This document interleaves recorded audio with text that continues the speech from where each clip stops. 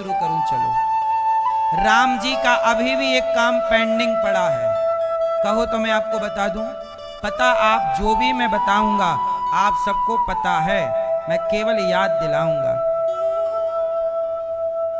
मैया को जगाओ ताकि ये भी सुन लें। मैया सो गई मेरी माँ।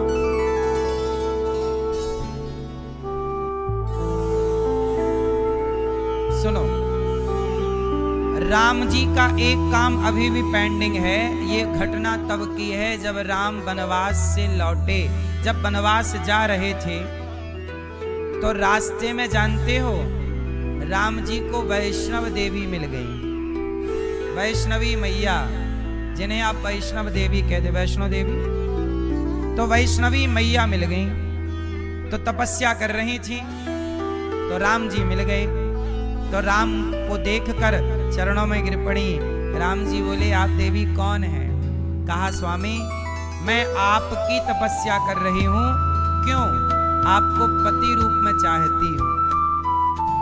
राम जी बोले, आप थोड़ी लेट हो गई, मेरा तो विवाह हो गया। नहीं प्रभु, आप तो प्रभु हैं, मेरे से भी कर लो, दो हो जाएंगे ना। मैं मर्यादा पुरुषोत्तम हूं, मैं दो विवाह नहीं कर सकता। अच्छा, जिद पकड़ ली वैष्णवी मैया, नहीं ब्याह करो, ब्याह मेरे से करो। अच्छा ठीक है, मैं 14 साल बाद लौटूंगा इसी रास्ते से। यदि आपने मुझे पहचान लिया तो मैं आपसे विवाह कर लूंगा। ठीक है। अब माता इंतजार। 14 साल का राम जी लौटे, रावण को मार के सीता जी को लेकर। तो गए वैष्णवी जी के आश्रम में, जंगल में थी, तो वहां गए तो वहां पर ना वो पहचान नहीं पाई। वो नहीं पहचान पाई, ये भी प्रभु की मर्जी थी। वो नहीं पहचान पाई, और जब नहीं पहचान पाई तो प्रभु ने कहा कि वचन मैं जीत गया हूं, अब मैं आपसे विवाह नहीं करूंगा। प्रभु आप नहीं करेंगे तो मैं कैसे रहूंगी? ठीक है, मैं आपसे विवाह करूंगा कलयुग में। अभी जाओ आप तपस्या करो और भक्तों की पुकार सुनती रहना, और मैं कलयुग में आऊंगा तब आपसे विवाह करूंगा। तो राम जी ने भेज दिया उनको वैष्णव मैया, कटरा के ऊपर मैया का स्थान है, जाओ वहां तपस्या करो। और कहा कि मैं जब कलयुग में कल्कि बनूंगा, कल्कि अवतार होगा, तब कल्कि भगवान का विवाह मां भगवती वैष्णवी मैया से होगा। तो ये प्रभु की अभी तक पड़ी हुई पेंडिंग लीला है। तो कुछ लीला ये, अब राम कृष्ण कैसे बने वो कथा सुनो। तो सुनो, बात ऐसी है कि जब राम जी ने रावण को मारा, तो आपने सुना होगा कि राम जी के साथ जामवंत जी थे। कौन थे? तो जामवंत जी की 2 इच्छाएं थी। कौन सी इच्छाएं थी? पहली, राम मेरी बेटी से आप विवाह कर लो।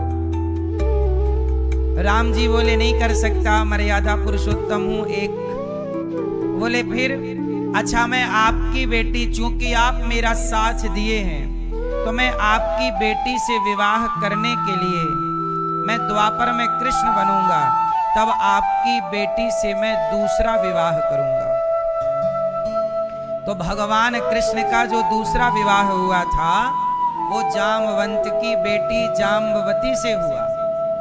और जामवंत जी की दूसरी इच्छा क्या? बोले रावण को तो आपने मार दिया, पर पूरी लंका में मेरी बराबरी का कोई मिला नहीं।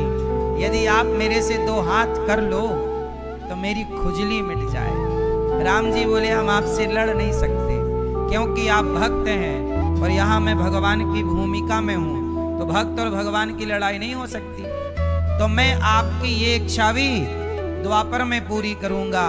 तो जामवंत जी से भगवान कृष्ण का 27 दिन तक युद्ध हुआ था, और उस युद्ध में भगवान ने जामवंत जी को पछाड़ दिया। और उसी युद्ध के बाद जामवंत की बेटी जाम्बवती से भगवान श्री कृष्ण का विवाह हुआ, ये दूसरा विवाह। तो भगवान राम कृष्ण किसके लिए बने? जामवंत जी के लिए। ये एक घटना है। अब दूसरी सुनिए। त्रेता में जब राम जनकपुर गए और जनकपुर की सखियों ने राम को देखा, सीता जी ने तो माला पहनाया, सीता के तो पति हो गए, पर जितनी सखियां थीं सबके मन में लड्डू फूट रहे थे। क्या हमारे भी ऐसे पति होंगे? क्या प्रभु हमें भी मिलोगे? तब राम सबके मनोभाव को समझ गए। कहा कि इस जन्म में तो मैं आप सबको नहीं मिल सकता, लेकिन आपके लिए मैं अगला अवतार लूंगा कृष्ण, तब आप मेरी गोपियां बनकर आना और मैं गोपी बनकर हर सुख आपको प्रदान करूंगा। इसलिए कभी माखन गोपियों के घर जाकर चुराते हैं, कभी गोपियों की गोद में जाके उछलने लग जाते हैं, कभी गोपियों के बाल पकड़ के भगवान खींचने लग जाते हैं, कभी गोपियों के वस्त्र चुराकर गोपियों को सुख देते हैं, क्योंकि वो सुख देने का वचन पुराना है। और भगवान रास रचाकर गोपियों को परम सुख देते हैं, उनको परम आनंद देते हैं। तो ये भगवान की वो लीला द्वापर की, त्रेता की द्वापर में पूरी हुई। तीसरा, आपको याद होगा राम जी से विवाह करना चाहती थी एक स्त्री, और रावण की क्या नाम था? सूपनखा। वो राम से कहती है आप बहुत सुंदर हैं, मेरे से ब्याह कर लो। राम जी बोले तेरे से सुंदर मेरी पत्नी है, मैं तेरे से क्यों करूं? पुरुषों को ये सेंटेंस याद कर लेना चाहिए, किसी भी स्त्री की तारीफ ना किया करो, आपकी पत्नी ही सबसे सुंदर है, उससे सुंदर कोई नहीं। जो आदमी किसी को ये कहता पकड़ जाए कि तुम बहुत सुंदर हो, समझ लेना कि चक्कर में पड़ेगा।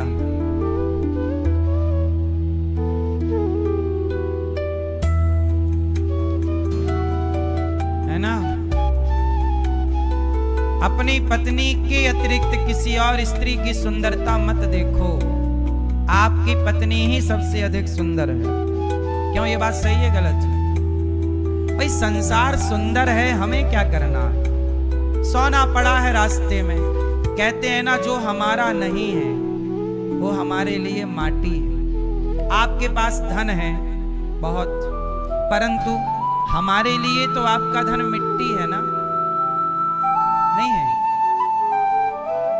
आप किसी का धन देखो तो आपकी नजर में दूसरे का धन क्या है? माटी है। तो भाई हमारा धन ही हमारे लिए श्रेष्ठ है, आपका धन हमारे लिए माटी है। ऐसे हमारी पत्नी ही हमारे लिए श्रेष्ठ है, दूसरे की स्त्री हमारी केवल माँ है, हमारी केवल बहन है, हमारी केवल बेटी है। ये भाव सही है। पर नारी क्या है होती है?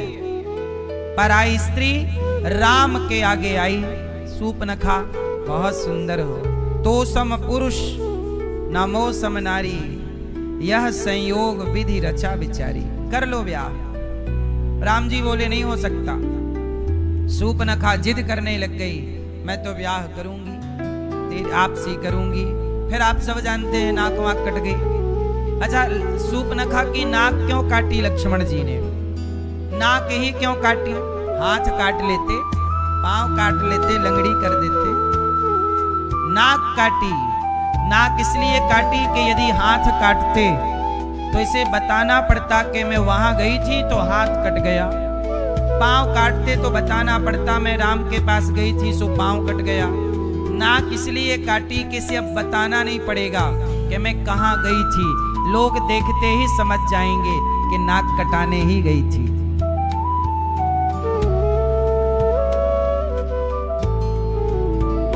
क्या कटाने गई थी? इसलिए नाक कटा के आ गई, नक कटी। अब सूपनखा क्या कहती है? राम से विवाह करना। अच्छा, आपको पता है बाद में सूपनखा का क्या हुआ?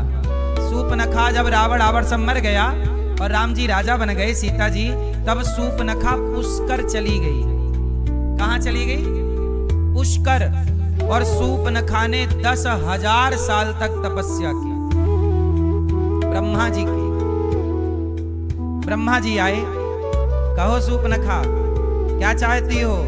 हे ब्रह्मदेव, मैं राम को चाहती हूं। मैं राम को, अच्छा देखो, राम को चाहना गलत तो नहीं है, राम को तो आप लोग भी चाहते हो, हर भक्त राम को प्यार करता है, तो राम से प्यार करना गलत तो नहीं था। बोली राम को चाहती हूं, तो ब्रह्मा जी, ये पूरा डिपार्ट ब्रह्मा जी का तो नहीं है ना, तो ब्रह्मा जी ने भगवान से कहा प्रभु आपके लिए तपस्या कर रही है, क्या कहूं? तब भगवान वैकुंठ से, गोलोक धाम से भगवान बोले कि कह दो कि मैं उसे द्वापर में मिलूंगा और द्वापर में उस पर कृपा होगी, करुण दृष्टि होगी, करुणा की दृष्टि। जाओ। वही सूपनखा द्वापर में कुब्जा बनी। क्या बनी? रावण की एक दासी थी जिसका नाम था कुब्जा, जो रावण के लिए चंदन घिसती थी।